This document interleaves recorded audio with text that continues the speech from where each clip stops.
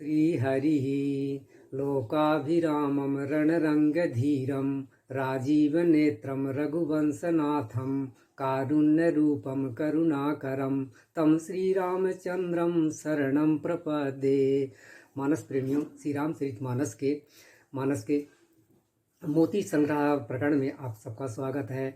आज हम भगवान की जो शेष बची हुई मोतियां हैं उनको सुनाने जा रहे हैं। आज की मोती हम शुरू कर रहे हैं। भगवान के बोलने की मधुरता का वर्णन मानस में एक ही बार आया हुआ है, बालकांड के 243वें दोहे में।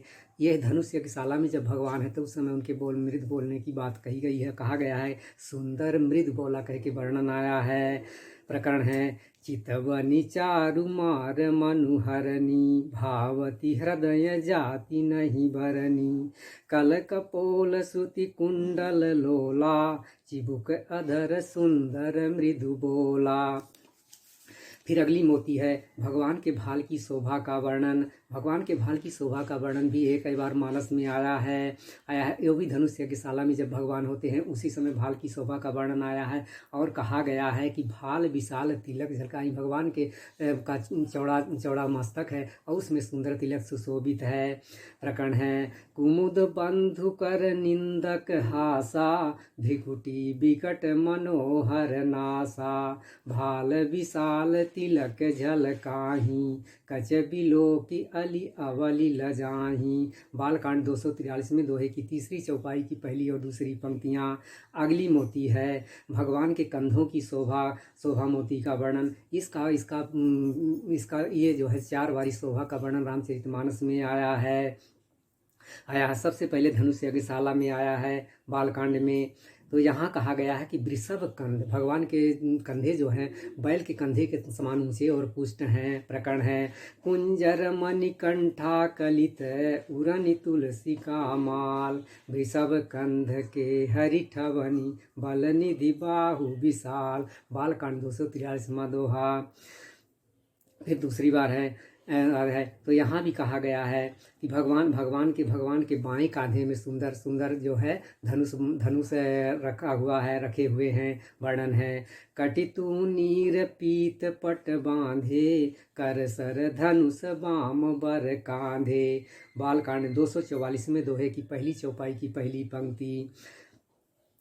फिर इसके बाद आ रहा है तीसरी बार आता है ये जाकर के सुंदरकांड में वर्णन आता है। 2 बार बालकांड में है, फिर एक बार सुंदरकांड में और एक बार जो है उत्तरकांड में आता है।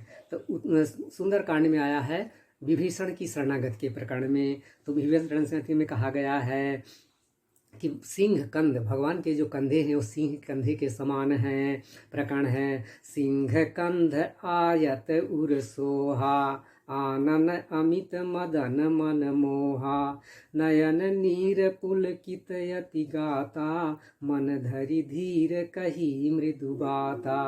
सुंदरकांड 45वें दोहे की तीसरी चौपाई की पहली और दूसरी पंक्तियाँ। इसके बाद अंतिम में उत्तरकांड में शोभा वर्णन करते हुए काकभूषुंडी जी कहते हैं। तो यहाँ भी बाल कंध के हरि भगवान के जो कंधे हैं वो जो है शिशु कंध शावक जो है सिंह के समान हैं। प्रकरण है कंध बाल के हरिदर ग्रीवा चारु चिबुक आनन छवि सीवा।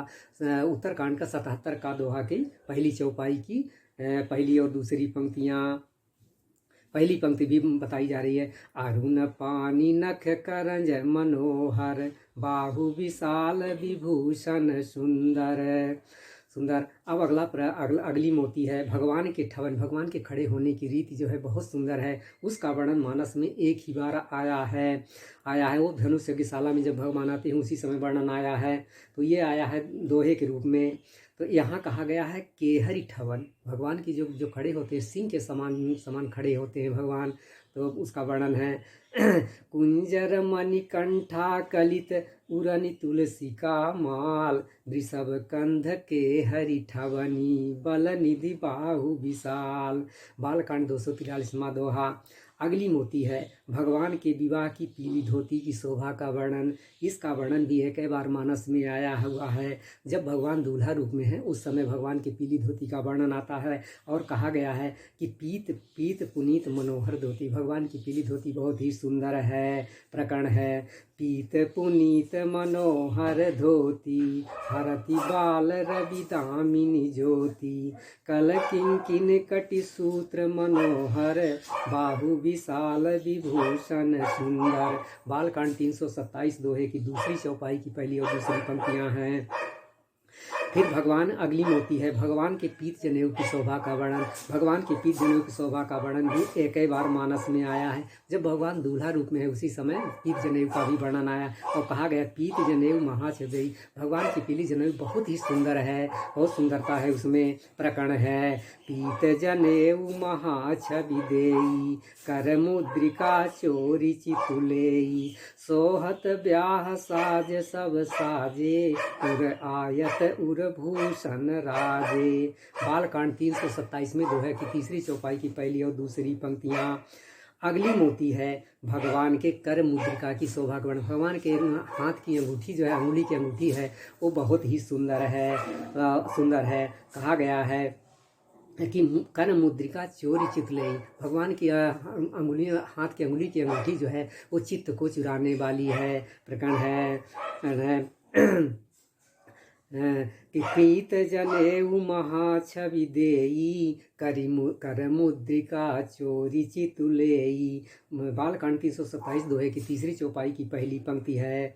अगली मोती है भगवान के पियर उपरना दुपट्टा जो भगवान डाले हुए हैं उसकी शोभा का वर्णन। तो इसका वर्णन भी एक ही बार मानस में आया है। जब भगवान दूल्हा रूप में हैं तो कहा गया है पियर उपरना काखा सोती। भगवान का जो उपरना दुपट्टा है वो पीले रंग का है और काखा सोती भी पीले रंग की बहुत सुंदर है।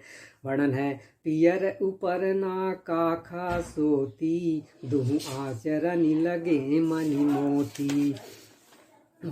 इसके बाद भगवान की अगली मोती है भगवान के माथे पर मोर की शोभा का वर्णन। भगवान के माथे पर मोर की शोभा का वर्णन 2 बार मानस में आया है। जब भगवान दूल्हा रूप में है तभी मोर का भी वर्णन आया है।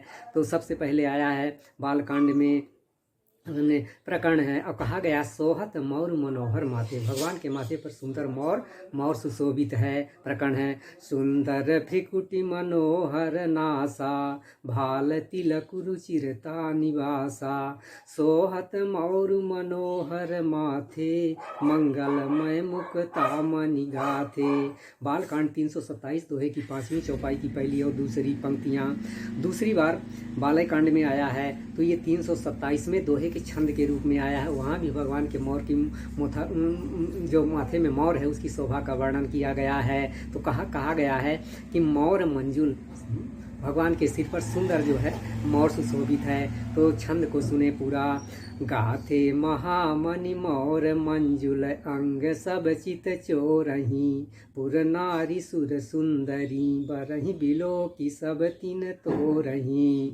इस तरीके से भगवान के मंजुल जो है मोर का वर्णन आया। अब अगली मोती है भगवान के मुख पर श्वेत कणों की शोभा का वर्णन। तो भगवान के मुख पर जो है पसीने की बूंदें हैं बहुत सुंदर हैं। उसका वर्णन मानस में 2 बार आया है। सबसे पहले तो बाल लीला में आया है। अयोध्या कांड में ये प्रकरण आया है वनवास लीला में। तो यहाँ कहा गया है लसद स्वेद कन जाल। भगवान के मुख पर सुंदर पसीने की बूंदें जो हैं सुशोभित हो रही हैं। पूरा प्रकरण दोहा के रूप में आया है। जटा मुकुट शीसन सुभग उर्भुज नयन विशाल शरद परब विधु बदन बर लसत स्वेद कन जाल। अयोध्या कांड का दोहा क्रमांक 115। फिर इसके बाद बीच में कहीं नहीं आया है, सीधे लंका कांड में दूसरी बार आया है। तो यहाँ भगवान युद्ध भूमि में जब जा रहे हैं तो उस समय शोभा का वर्णन गोसाई जी ने किया है। तो उसमें भगवान के श्वेत कणों की शोभा का वर्णन भी आया है। ये भी छंद के रूप में आया हुआ है। पूरा प्रकरण है। संग्राम भूमि विराज रघुपति अतुल बल कौशल धनी, श्रम बिंदु मुख राजीव लोचन अरुण तन सोनित कनी, भुज जुगल फेरत सर सरासन भालु कपि चहु दिशि बने, कहा दास तुलसी कही सक नच विशेष जहि आनन घने। यहाँ श्रम बिंदु करके वर्णन आया है इस छंद में। फिर अगली मोती है भगवान के तपस्वी वेश की शोभा का वर्णन। भगवान तपस्वी वेश में भी बहुत सुंदर लगते हैं, तो उसका वर्णन मानस में एक ही बार आया है। वनवास लीला में अयोध्या कांड में तो यहाँ कहा गया कि तापस वेश विराजत काछे, भगवान तपस्वी वेश में बहुत सुंदर लग रहे हैं। पूरा प्रकरण है।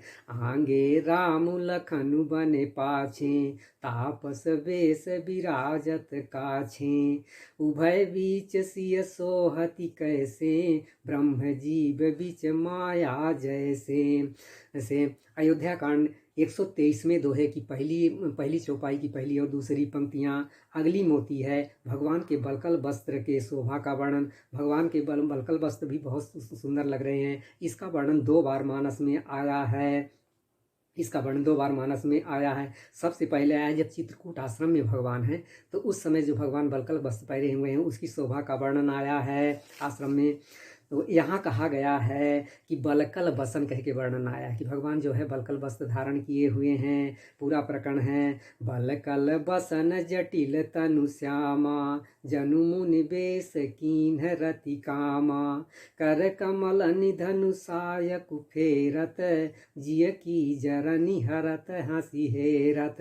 अयोध्या कांड 239 में दोहे की चौथी चौपाई की पहली और दूसरी पंक्तियाँ हैं।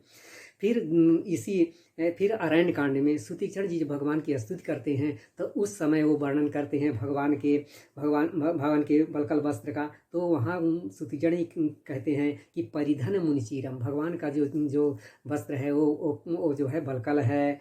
पूरा प्रकरण है। श्याम ताम रस ताम शरीरम, जटा मुकुट परिधन मुनिचीरम, पाणि चाप सर कटि तूणीरम, नौमि निरंतर श्री रघुबीरम। इसके बाद अगली मोती है भगवान के उर में भृगुलता की शोभा का वर्णन। भगवान के हृदय पर ब्राह्मण भृगु के चिन्ह है, उसकी शोभा का वर्णन है। तो ये 2 बार मानस में आया हुआ है। सबसे पहले तो बाल लीला में गोसाई जी ने वर्णन किया है बालकांड में। प्रकरण है। यहाँ कहा गया है कि विप्र चरण देखत मन लोभा करके वर्णन आया है। प्रकरण है। भुज विशाल भूषण जुत भूरी, हिय हरि नख अति शोभारूरी, उर मनिहार पदिक की शोभा, विप्र चरण देखत मन लोभा। बालकांड 199 दोहे की तीसरी चौपाई की पहली और दूसरी पंक्तियाँ। फिर दूसरी बार जब भगवान देवताओं के कहने पर युद्ध के लिए जाते हैं, रावण से युद्ध के लिए, तो उस समय गोसाई जी ने भगवान की शोभा का वर्णन, बहुत सुंदर शोभा है उस समय भगवान की, जब युद्ध के लिए जा रहे हैं तो गोसाई जी उस समय वर्णन करते हैं शोभा का। और उसी शोभा में भृगुलता का भी वर्णन किया गया है। कहा गया है कि विप्र पदाब्ज चिन्हम करके वर्णन किया गया है। बिलसत विप्र पदाब्ज चिन्हम करके वर्णन आया है। नहीं, इसमें आया है उर्धरासुर पदलस्यो करके वर्णन आया हो, तो उत्तरखंड में आया है उर्धरासुर पदलस्यो, ये छंद के रूप में आया है।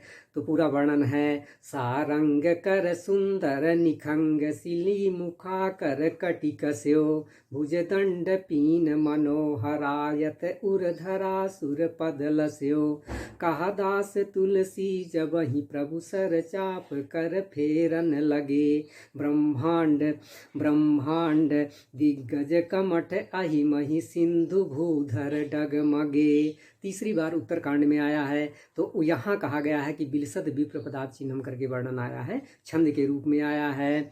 तो पूरा प्रकरण है। केकी कंठाव नीलम सुरवर बिलसद विप्र पदाब्ज चिन्हम, सौभाड्यम पीत वस्त्रम सरसिज नयनम, सर्वदा सुप्रसन्नम, पाणौ नाराच चापम कपिनिकर युतम, बंधुना सेव्यमानम, नौमीड्यम जानकी सम, रघुबर मनिसम पुष्पकारूढ़ रामम। अब अगली मोती है भगवान के पद की अंगुलियों की शोभा का वर्णन। भगवान के जो पैरों की अंगुलियां हैं बहुत ही सुंदर हैं और सुंदर हैं। इसका वर्णन मानस में एक ही बार आया हुआ है, वो भी उत्तरकांड में आया है। अब जितनी भी शोभाएं हैं उत्तरकांड में आई हैं। तो यहाँ जो है ये वर्णन वर्णन उत्तरकांड में आया है और कहा गया है कि पदज रुचिर, भगवान के पैरों की जो पदज माने पैर की अंगुलियां बहुत ही सुंदर हैं। प्रकरण है मरकत मृदुल कलेवर श्यामा अंग अंग प्रति बहु छवि कामा नवराजीव अरुण मृदु चरना पदज रुचिर नख शशि दुति हरना। उत्तरकांड 76 में दोहे की तीसरी चौपाई की पहली और दूसरी पंक्तियां हैं। अगली मोती है भगवान के उदर की शोभा का वर्णन। तो उदर की शोभा का वर्णन एक बार मानस में आया है उत्तरकांड में 76 में दोहे में। तो यहाँ जो है वर्णन करते हुए काकभूषणी जी कहते हैं कि सुंदर उदर, भगवान का उदर बहुत ही सुंदर है। पूरा प्रकरण है रेखा त्रय सुंदर उदर नाभि रुचिर गंभीर उर आयत भ्राजत विविधि बाल विभूषण चीर। उत्तरकांड 76वां दोहा। अगली मोती है भगवान की हथेलियों की शोभा का वर्णन। जैसे जैसे पैर की अंगुलियां सुंदर है वैसे भगवान की हथेली बहुत सुंदर। तो भगवान की हथेलियों कहा गया है कि भगवान की हथेलियां अरुण लाल लाल हथेलियां हैं। तो वर्णन आया है अरुण पान, लाल हथेलियां हैं। काकभूषणी जी कहते हैं वर्णन करते हुए अरुण पानी नख करंज मनोहर बाहु विशाल विभूषण सुंदर। उत्तरकांड 77 का दोहा की पहली चौपाई की पहली पंक्ति है। अगली मोती है भगवान के कर की अंगुलियों की शोभा। अब भगवान के हाथ की जो अंगुलियां हैं वो बहुत सुंदर हैं, उनका भी वर्णन एक बार मानस में आया है और कहा गया है यहाँ करंज मनोहर, करंज माने हाथ की अंगुलियां बहुत ही मनोहर सुंदर हैं। पूरा प्रकरण है काकभूषणी जी वर्णन करते हुए कहते हैं अरुण पानी नख करंज मनोहर बाहु विशाल विभूषण सुंदर। 77 का के पहली चौपाई की पहली पंक्ति है। अगली मोती है भगवान के पीत झुगली की शोभा का वर्णन। तो भगवान जो पीत झुगली पहने हुए हैं उसकी शोभा का वर्णन मानस में एक बार काकभूषणी जी ने उत्तरकांड में बाल लीला सुनाते समय किए हैं। कहा गया है पीत झीन झंगुली तन सोई। भगवान के हाथ में पीली झंगुली बहुत सुंदर लग रही है। पूरा प्रकरण है पीति झीन झगुली तन सोही किलकनि चितवनि भावति मोही। वही उत्तरकांड 77 का चौथी चौपाई की पहली पंक्ति है। और फिर भगवान के किलकन की शोभा का वर्णन। भगवान के किलकन की शोभा का वर्णन बहुत ही सुंदर है, एक ही बार मानस में आया है। तो ये उत्तरकांड में काकभूषणी जी किलकन की शोभा का भी बाल लीला सुनाते समय वर्णन करते हुए कहते हैं कि किलकन चितवन भावति मोही। पूरा प्रकरण है पीते झीन झगुली तन सोही किलकनि चितवनि भावति मोही। वही अब आज की अंतिम जो मोती है वो है भगवान के जटा मुकुट की शोभा का वर्णन। तो भगवान के जटा मुकुट की शोभा का वर्णन मानस में रामचरितमानस में 9 बार आया हुआ है। तो उस प्रकरण को हम सुना करके आज का प्रकरण फिर यहीं से समाप्त करेंगे। तो जटा मुकुट का वर्णन 9 बार आया है। सबसे पहले आया है वनवास लीला में अयोध्या कांड में। बाल कांड में कोई जटा मुकुट का वर्णन नहीं आया है, अयोध्या कांड से शुरू हुआ है। अयोध्या कांड में वनवास लीला में आया है। तो कहा गया है जटा मुकुट शीशन सुभग। भगवान के सिर पर सुंदर जटा मुकुट सुशोभित है। पूरा प्रकरण है जटा मुकुट शीशन सुभग उर्भुज नयन विशाल शरद परब विधु बदन बर लसत स्वेद कन जाल। अयोध्या कांड 115वां दोहा। फिर दूसरी बार आता है भगवान जब चित्रकूट आश्रम में है तो उस समय भगवान के जटा मुकुट का वर्णन आया है और कहा गया है शीश जटा। जब भगवान आश्रम में हैं, विराजे हुए हैं चित्रकूट आश्रम में और भरत जी दूर से देखते हैं तो भगवान के सिर पर जटा मुकुट है। वर्णन आया है शीश जटा कटी मुनिपट बांधे तून कसे कर सरुधनु कांधे। अयोध्या कांड 239 में दोहे की तीसरी चौपाई की पहली पंक्ति। फिर इसके बाद उसी आश्रम में एक बार वर्णन फिर से आता है कि भगवान का जो है जटिल करके वर्णन, जटिल माने जटाएं सुशोभित हैं। प्रकरण है बल कल बसन जटिल तनु श्यामा जनु मुनि वेश कीन रति कामा कर कमल निधनु सायक फेरत जिय की जरनी हस जिया की जरा निहरत हंसी हेरत। अयोध्या कांड 239 में दोहे की चौथी चौपाई की पहली और दूसरी पंक्तियाँ। अब तीसरी बार वर्णन अरण्य कांड में आता है। तो अरण्य कांड में 3 बार आया है भगवान की जटाओं का वर्णन, जटाओं की शोभा का वर्णन। सबसे पहले मंगलाचरण में आया है, तो कहा गया है जटा जुटेन संशोभितम, भगवान के सिर पर जटाजूट शोभित है।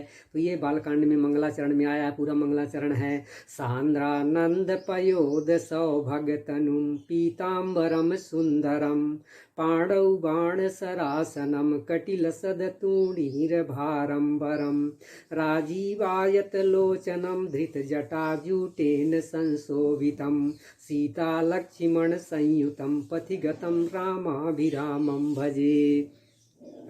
फिर अरण्य कांड में दूसरी बार आता है, सुतीक्षण जी जब स्तुति करते हैं भगवान की, तो उस समय कहते हैं जटा मुकुट परिधन चीरम, भगवान के सिर पर जटा मुकुट है और मुनियों का वो वसन धारण किए हुए हैं। पूरा प्रकरण है, श्याम ताम रस दाम शरीरम जटा मुकुट परिधन मुनि चीरम पाणि चाप सर कटितूणीरम नौमि निरंतर श्री रघुबीरम। अरण्य कांड 11वें दोहे की दूसरी चौपाई की पहली और दूसरी पंक्तियाँ।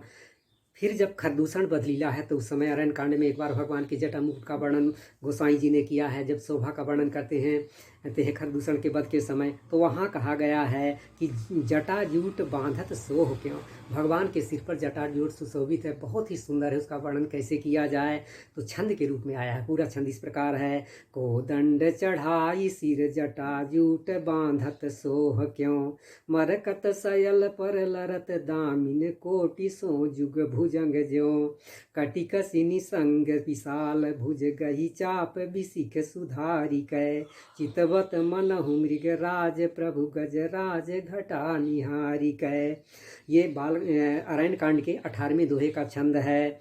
फिर किष्किंधा कांड में भगवान के जटा मुकुट का वर्णन आया है, तो ये आया है जब बाली वध के प्रकरण में। तो बाली वध के समय में जो बाली जिस समय रूप देखते हैं भगवान का, तो भगवान के सिर में कहते हैं सिर जटा बनाए, भगवान के सिर में सुंदर जटा जूट है।